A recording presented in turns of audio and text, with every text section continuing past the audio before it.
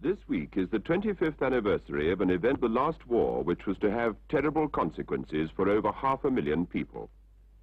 In November 1940, the German occupation authorities in Poland completed the building of a walled ghetto to enclose the Jews of Warsaw.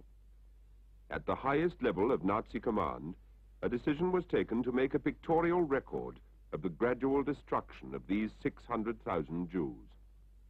Cameramen of the German army, the SS and the Gestapo were given the job of taking photographs and cinefilms inside the ghetto during the 3 years that followed. A survivor of the ghetto, Alexander Bernfes, has spent the last 20 years collecting these photographs together, many of them from the pages of Himmler's personal album. These photographs, together with the cinefilm shot by the Germans, have now been compiled to make tonight's BBC documentary, the first complete pictorial account of what happened. It is a grim and dreadful story. We present it as a memorial to the thousands of men, women and children who died in the Warsaw Ghetto.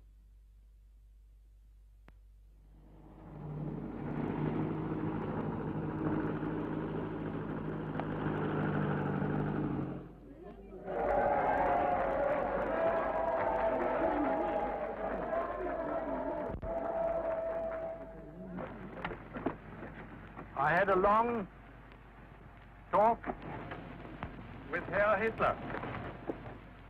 It was a frank talk, but it was a friendly one. And I feel satisfied now that each of us fully understands what is in the mind of the other.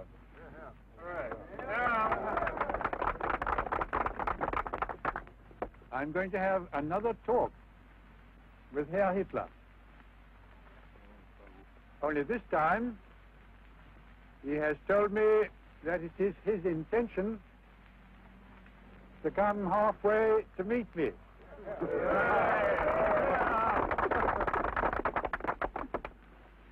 He wishes to spare an old man another such a long journey.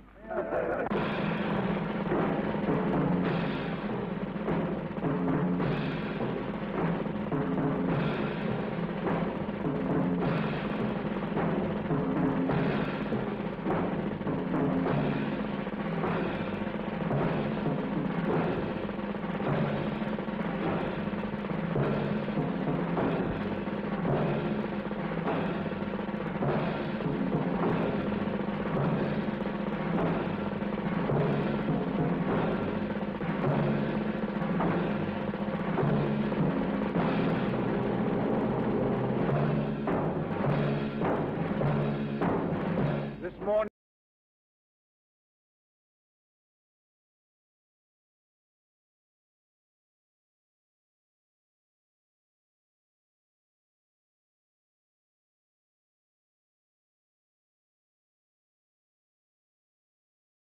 we regard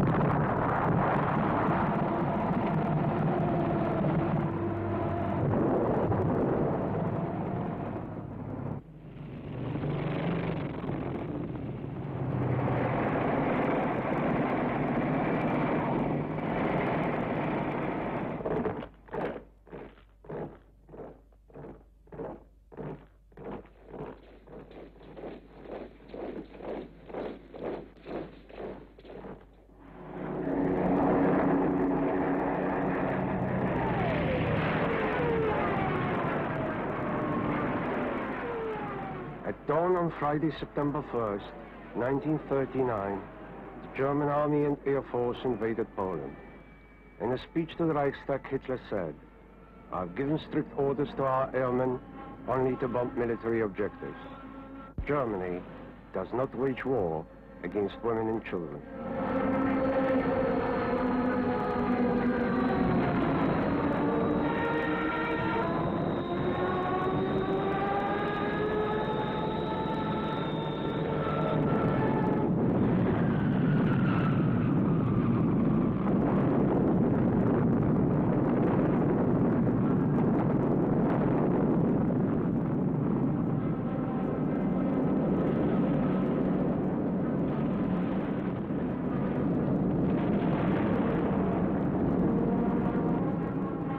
When the news came that Poland's allies had declared war on Germany, the people of Warsaw celebrated outside the British and French embassies.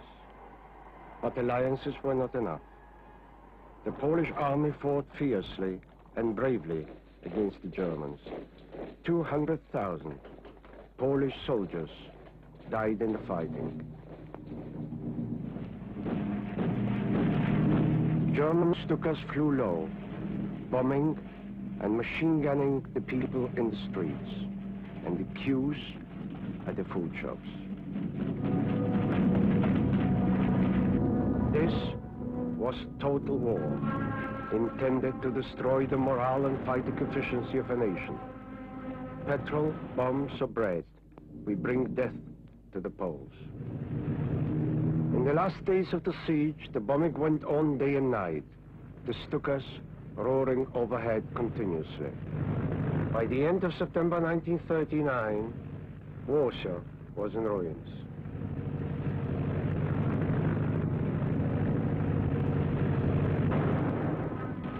During the last days of the air attacks, the German bombers attacked the Jewish quarter of the city with particularly heavy bombardment. The Germans knew it was the Jewish Day of Atonement, and as the Jews flocked to the synagogues, the attacks were concentrated. As the air raids continued, the people of Warsaw retreated to new trenches and barricades in the city. Warsaw's food supplies were running out after 20 days of siege. Most of the hospitals were out of action. Ammunition was running short. One by one, the Polish anti-aircraft guns were silenced. The guns that with the fighters had destroyed some 564 German aircraft in 3 weeks.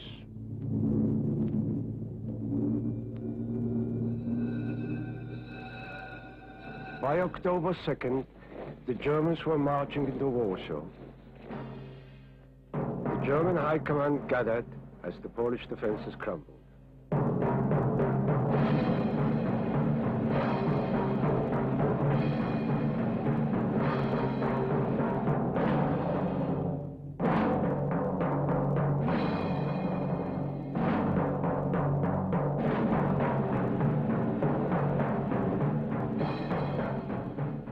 Polish army and commanders were forced to surrender to the overwhelming power of the German army and air force.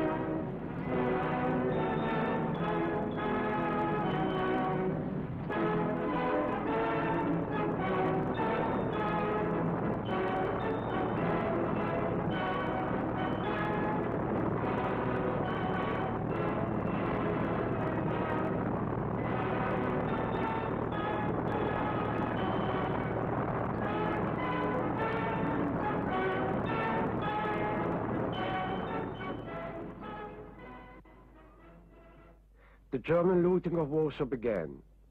Shops and houses were ransacked. Furs were taken in bulk. The Germans stole everything of value, particularly bracelets and jewelry.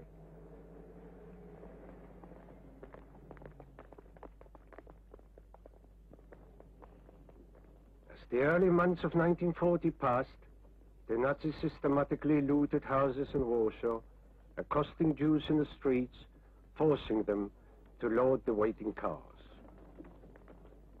The Germans had lists of prominent citizens of Warsaw, and denunciation and murder became a daily event.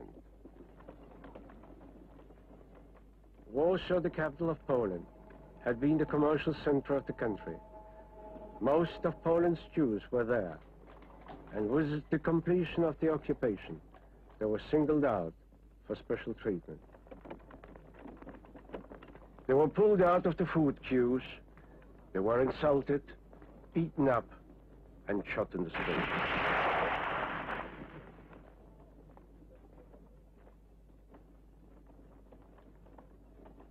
The German governor of Warsaw ordered all Polish families to move out of the Jewish area. All Jews were to be confined within the ghetto. Tens of thousands of people left their homes. The Jews made desperate attempts to resettle in the congested area of the ghetto. This movement of people happened at a time when typhoid was raging in the city.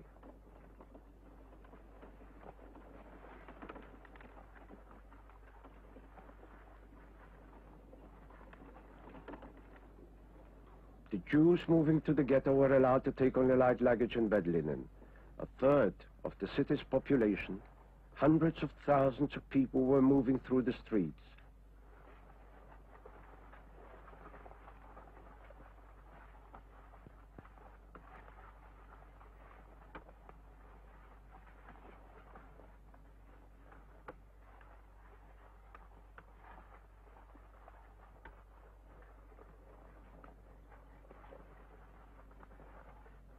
In the ghetto, there was appalling chaos. Thousands of families were milling around, trying to find somewhere to stay.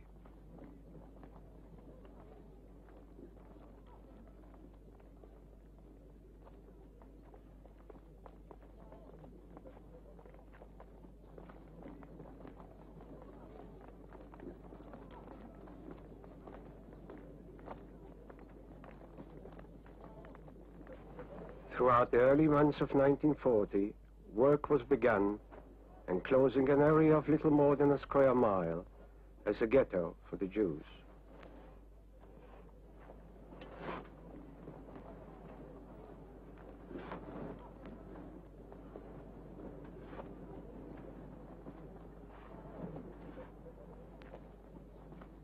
On the morning of November the 15th, 1940, the Jews found themselves completely surrounded by high walls. There was no way out anymore. The walls were 10 feet high, with a crown of barbed wire and broken glass. Enormous notices were put up: typhus area, through traffic only.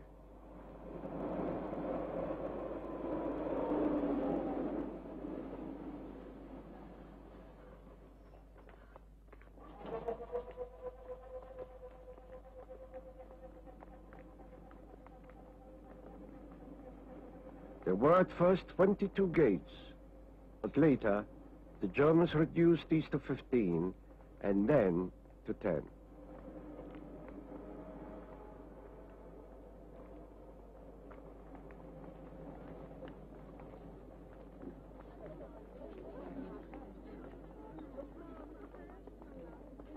The gates and walls were guarded by 3 police forces.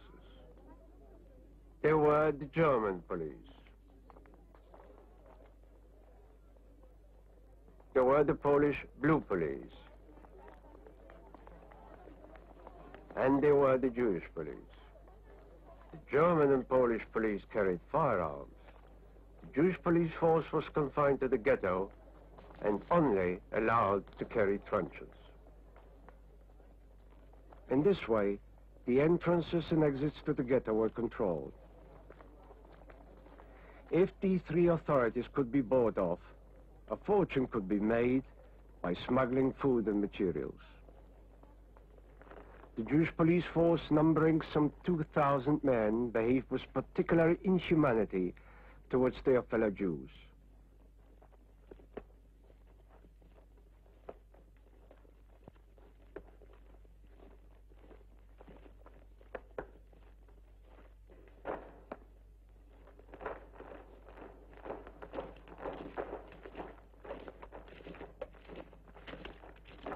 These men supervised some of the worst brutalities of the ghetto.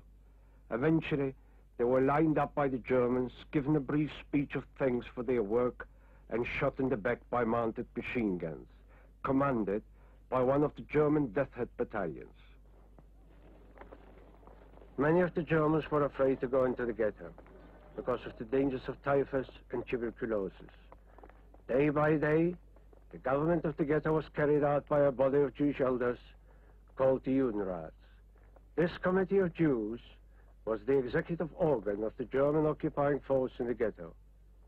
This council was obliged to carry out all orders of the Germans, and on one occasion was asked to supply Jewish girls for a German brothel to be set up for the conquerors.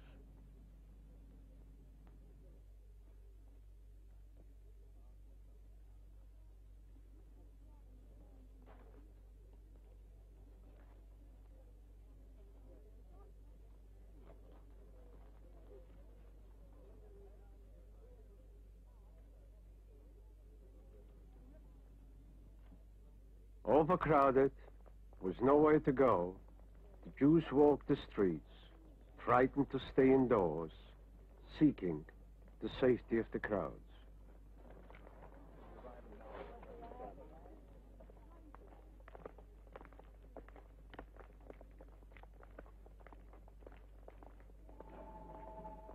But the stench was dreadful, and people tried to avoid touching each other, afraid of catching typhus and lice.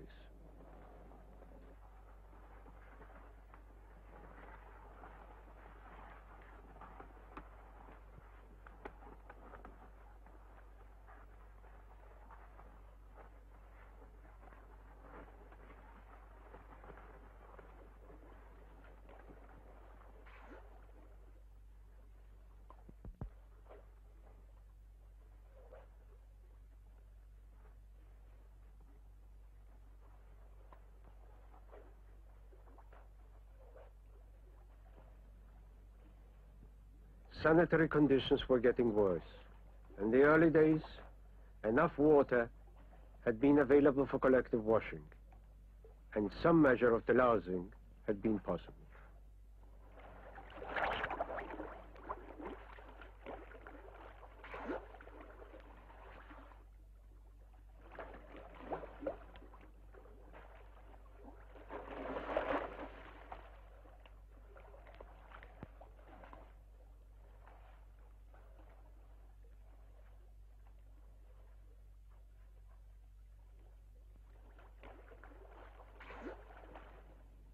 The Nazis kept a careful and detailed record of life in the ghetto.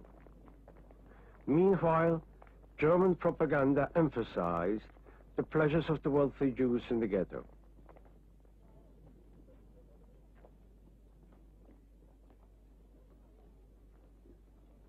Jews were pictured wining and dining. It was scenes such as this that were used to picture life in the ghetto.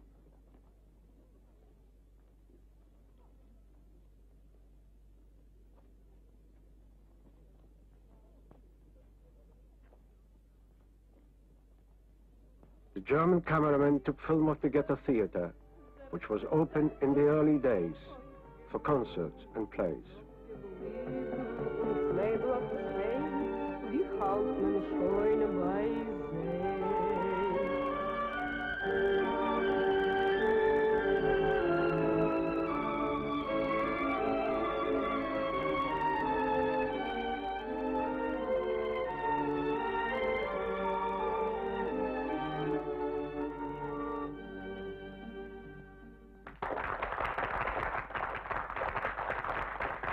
Jews were also photographed sunbathing in the streets to suggest that life in the ghetto was pleasant.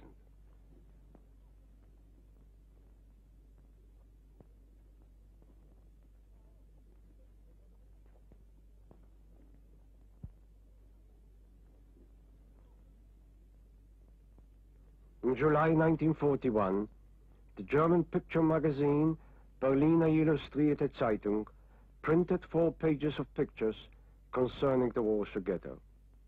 It showed that rich Jews in the ghetto were living well, engaging in pleasant social activities, while they allowed Jews to starve in the streets. This boy was pictured as an example of the many juvenile delinquents in the ghetto. In fact, he was one of the thousands living on starvation rations, a quarter of the amount allowed for the Germans and half the amount allowed for the Poles.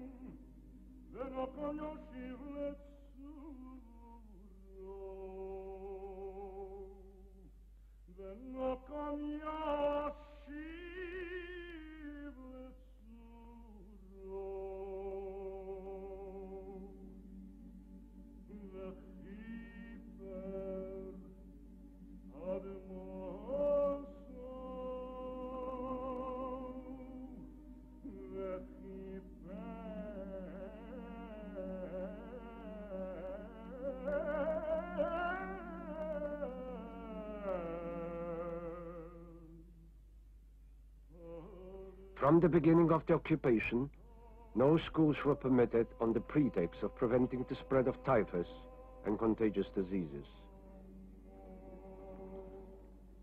However, sometimes schools were organized in secret. When the ghetto had first been built, a tram bearing the Jewish Star of David ran through the streets. Eventually, this was stopped, and the Jews, without petrol and electricity, used hoses to pull the trucks and trams.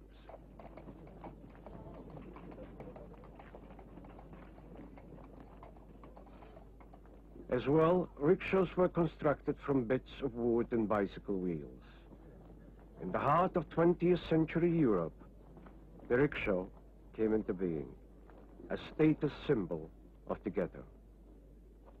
Like all the people in the ghetto, the leaders of the Jewish community had to raise their heads to the Germans, in this case, the photographer.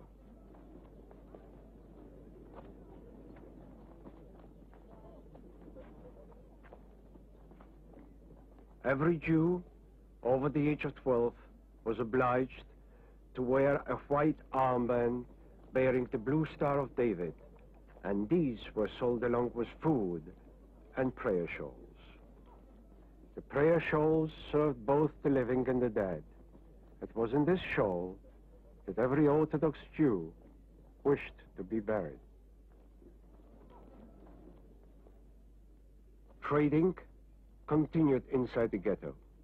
Polish newspapers, Hebrew books, onions, bread, shoes, socks, and derelict furniture were sold in the markets.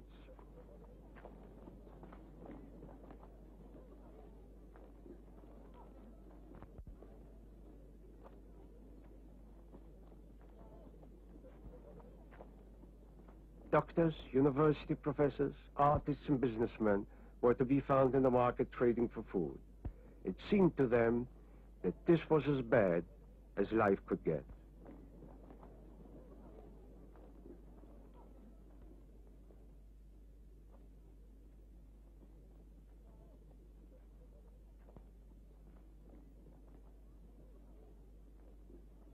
In the market, every last remnant of clothing was sold.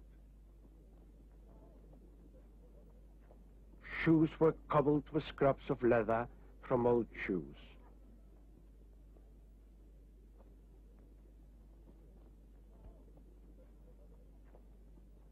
Nearly a third of the Jews in the ghetto were wearing old and torn clothing, providing little warmth against the bitter cold of Eastern Europe.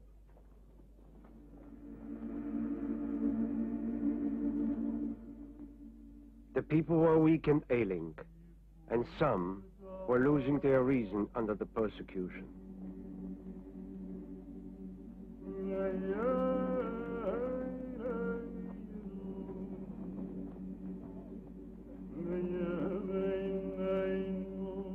But the Nazis made use of the labor force in the ghetto. Factories of all kinds were set up. In return for their meager rations, these Jews were put to work for the Reich, and for a long time were exempt from deportation. One of the strangest features of the ghetto was the post office.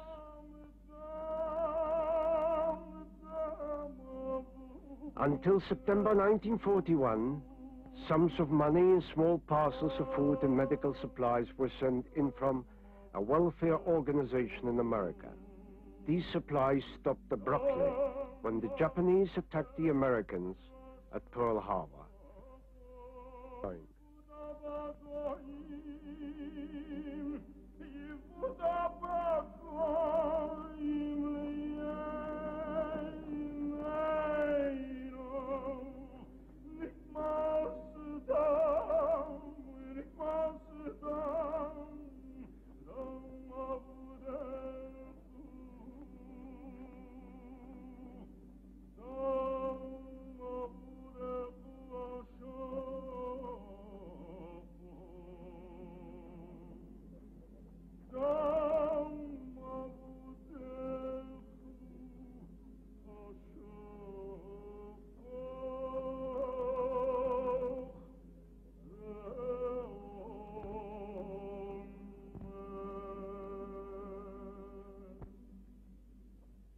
The Jews' rations were a tenth of the amount needed for proper nourishment, and the poor were begging from the poor.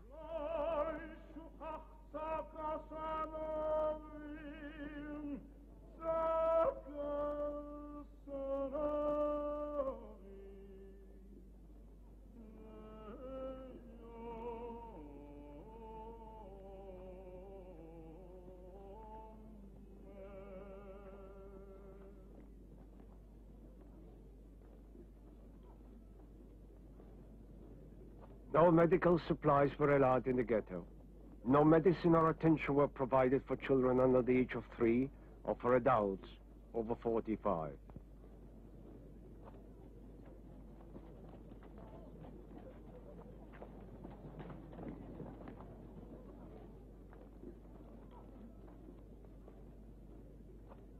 Smuggling of food was desperately organized.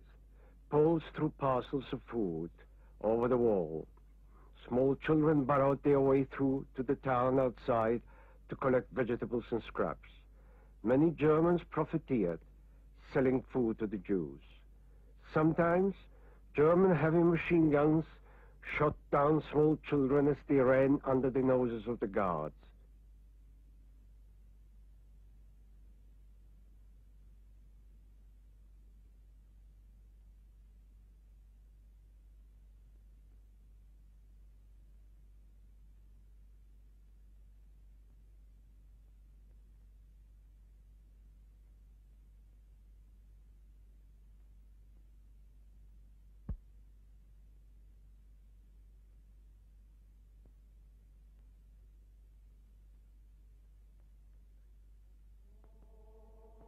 By 1942, the Jews were starving in the streets, and the German cameraman faithfully recorded their agony, even returning later to photograph the same subjects.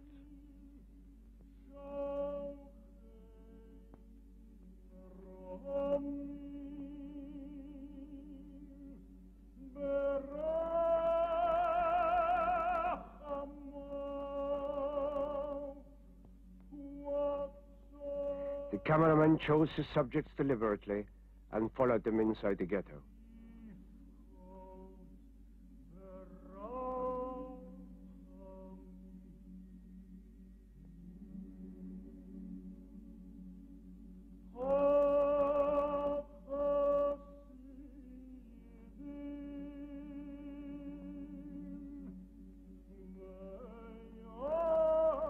This was an assignment of obvious importance, and the methodical German captured and photographed the faces of a dying race. This was by way of an anthropological record. It was shot when film was very scarce, with meticulous detail. These pictures formed a detailed record for Himmler's own photographic album.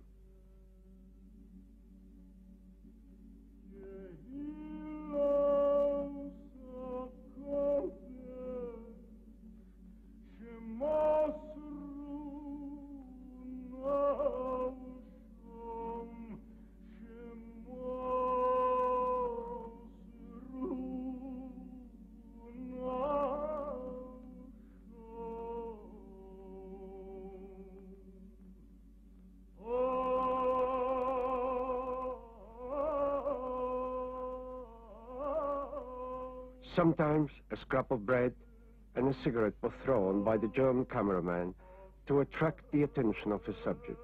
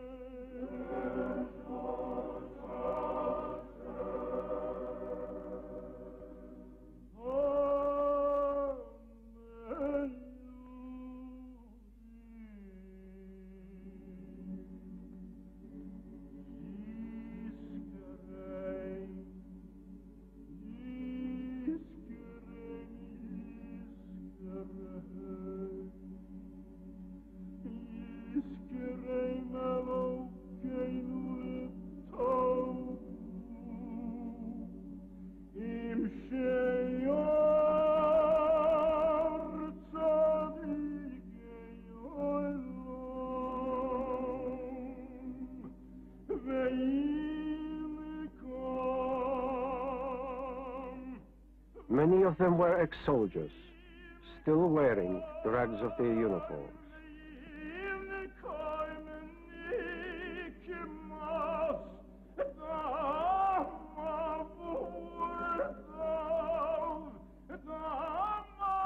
The religious Jews were always singled out for especially brutal treatment at the hands of the Germans.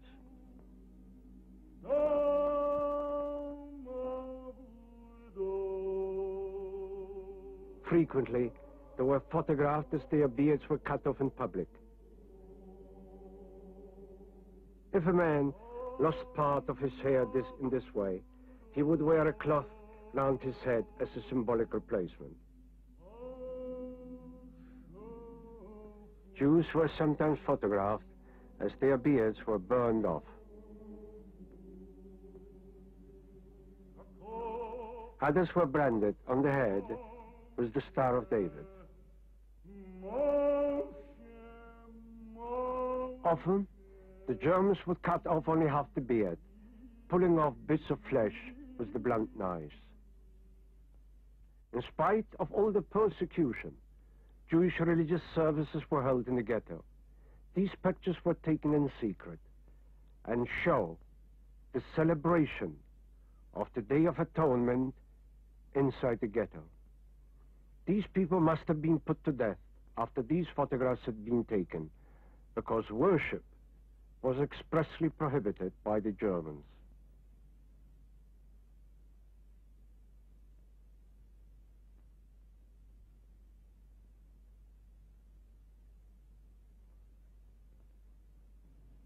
Throughout 1941 and 1942, thousands of Jews were rounded up for deportation.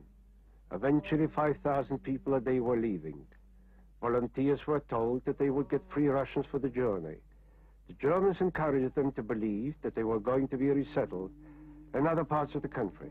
In fact, these people were being transported directly to the gas chambers and firing squads of Treblinka, some 60 miles from Warsaw.